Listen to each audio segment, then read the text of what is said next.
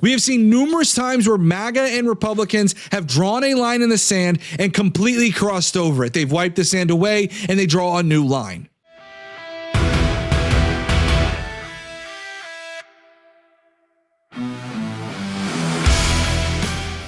Donald Trump has decided that he is going to put forth the National Guard onto D.C. and America's streets. Republicans have sat here.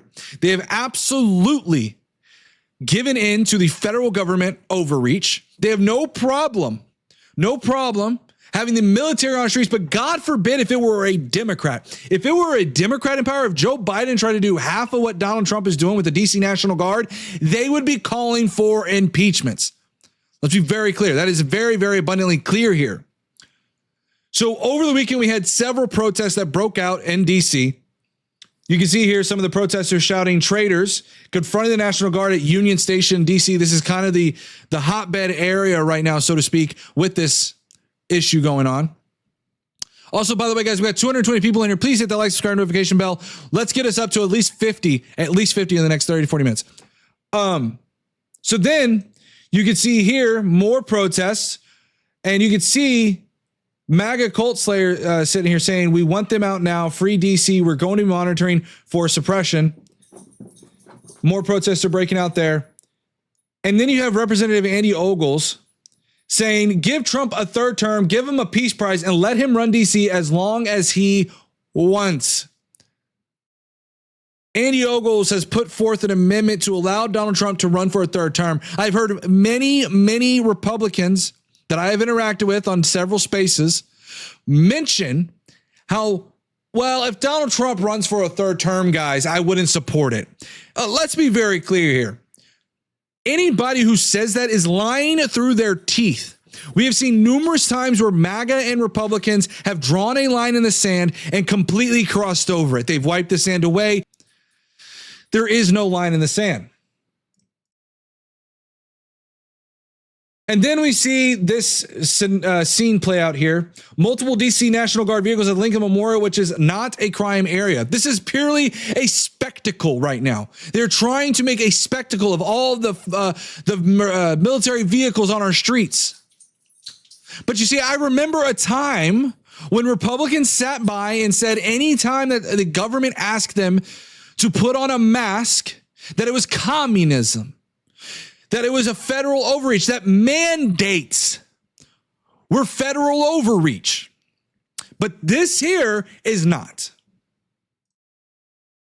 In fact, we're actually seeing the DC economy be affected by Donald Trump's terrible policy. We are already seeing the U.S. economy take a tank already as it is for tourism because of Donald Trump's immigration policy. So tourism is down. And guess what DC is? It's a tourist hub. And what you're seeing here is that the next reservations at DC restaurants dropped 16% year over year the day Trump announced his police takeover. The next day, 27%. By day 3, they are down 31%. They are down. And you can see all of these tourists that usually would crowd this national mall. No one's there. They don't want to be there. Why would you? If it looks like, like this, like Ron Filipkowski says, Coach says DC is 2004 Fallujah. That's what it looks like. It looks like they're trying to set up a military base in all of Washington, D.C. Tommy Tuberville said, for too long, our capital has been a war zone. A war zone. Democrats have completely run it to the ground. Thank you, POTUS, for taking control and rebuilding D.C. into the greatest city in the world. To be clear, D.C. is not a war zone. It is the nation's capital. It's one of the few states with low homicide rates. In fact, if you look at the homicide rates, Republican states are the largest. And you can see 3 Republican states send hundreds of National Guard troops to Washington. More Republicans are going to be sending National Guard troops to D.C. You can see the U.S. Army is now spouting out this propaganda, saying the U.S. Army assures peace through strength and is proud of our National Guard soldiers. And there's all of these different propaganda photos out there. All these different propaganda photos they put out. And then they decide to make this video here. I don't know if I can play any of the audio.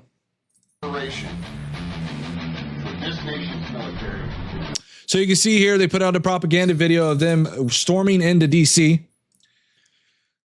So what we saw here is that protesters put up a sign showing that they did not want the military in DC. As a matter of fact, most DC residents don't want the military in their streets. I would say most Americans don't want the military in their streets. And you can see Pam Bondi, who is the the Attorney General, saying our law enforcement officers are telling us that people are coming up to them on the street. They said a lot of people are walking by whispering, saying, thank you, thank you, thank you. Really?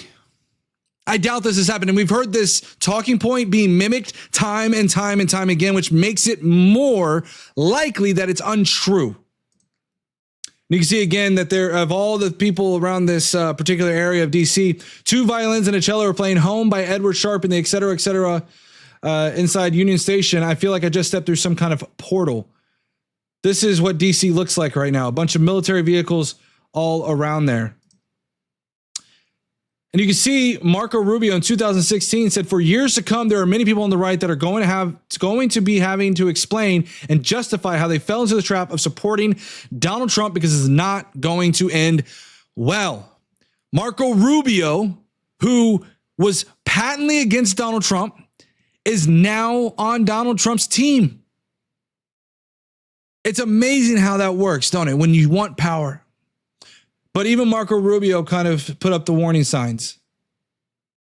And you can see here Stephen Miller enforcing the point that I have been making, that this is far beyond just the military on our streets. This is obviously a spectacle, but this serves for a bigger purpose, which is that they want to deport more migrants.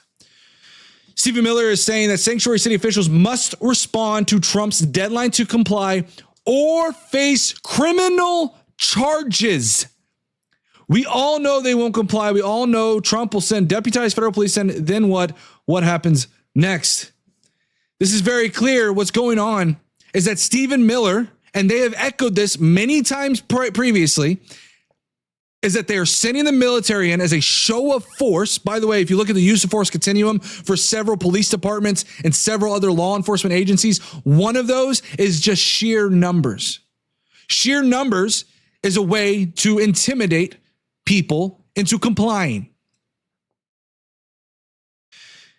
And Vance, I believe yesterday, decided to pay a visit to Union Station. But while he went there, chants of free DC filled the halls of Union Station as he, Pete Hegseth, and Stephen Miller shook hands with National Guard members. And here's the thing I would pose to you guys. If DC is such a bad area of town, why then are they having to put out a tip line? It's amazing to me. They're so bad, they got to put out a tip line.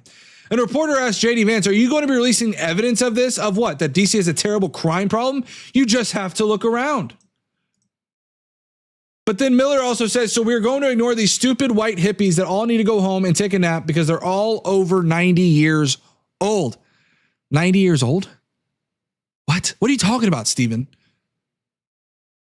He then goes on to say, the voices you hear out there, those crazy communists, they have no roots, no connection to cities. They have no families to raise in the city. They have no one they're sending to school in the city, no jobs in the city, no connections to community at all. Let's be very clear here, guys. Okay? Let's be very clear here. Stephen Miller was born and raised in California. He only moved to DC at about 2007 or 2009. He has no connection to this city. He is somebody that is here for a job. Boston Mayor Michelle Wu responded to Pam Bondi's request for sanctuary jurisdiction to submit a compliance plan with Trump's immigration policies today or face funding cuts and criminal prosecutions. And she issued her response in front of City Hall. Not going to play the full thing. And then Stephen Miller went on to say that Boston Mayor Michelle Wu faces criminal charges for using to change the city's sanctuary policy to cooperate with ICE. Attorney General Pam Bondi is going to see this thing through to the end. Mayor Wu responded to Bondi, stop attacking our cities to hide your administration's failures. Unlike the Trump administration, Boston follows the law. I mentioned this last week, but sanctuary city policies, by the way, are just simply saying, hey, we're not going to cooperate with ICE, but we're not going to stop you from coming in here and doing your job. They're saying, hey, look, it's your job. You're the federal government. Go in and do what you need to do. That's all it is. And what they're trying to do is threaten criminal prosecution for mayors. mayors. You know, for all the lawfare that I heard coming from the right and how much they cried about it, they sure love to use lawfare to get their policies passed. And then we saw where, again, I talked about how this bigger plan last week was about immigration. You can see right here where they are arresting an Hispanic individual, and it's particularly federal agents. And some of the stats they are using is a little bit convoluted. So this was a news report that came out from the RNC Research X page. And you can see, so for the first time in a long time, DC has gone 7 days without a homicide, and that's not all. Carjackings are down 83%, robberies are down 46%, car thefts are down 21%, and overall violent crime is down 22%. Here's the problem. They're getting these stats from the DC Police Union's Facebook page. There's no data to back this up. We don't know where they're deriving this data. We don't know how they derive this data. The DC Police Union was also a union that supported Donald Trump. Okay? You can see here, DC crime since the announcement of federal control versus the 7 days prior. Let me put it this perspective for you guys. If crime was already trending downward, it's going to continue to trend downward. So we have no idea where they're getting these from, but they're using these, by the way. If you notice down here, this little part here at the bottom, while federal assistance gives us a boost, we must repeal the misguided Comprehensive Policing and Justice Reform Act in order to make these changes permanent. So they're saying, here are the stats, the totally non-biased stats. And then here's our little advertisement at the bottom. They're using these stats to bolster this here. They're not providing any bottom line or any of that. So what we're seeing right now is that the DC police, the DC National Guard are coming in there. Trump is taking over the streets of an American city. Republicans who once were against a big federal government now love the federal government. We're watching in real time that this administration is going after sanctuary city mayors, cities all across the country right now. It's a matter of time before they end up sending the National Guard into other cities. They obviously have to figure out how they would do that against the city's own authority, but we already know Donald Trump believes that he is able to do whatever he wants. He just has to declare an emergency. Thank you guys so much for watching this video. I hope you enjoyed the video. Please make sure you hit that like, subscribe, notification bell to get notified of all future videos. And I hope you watch the next video. Thank you so much.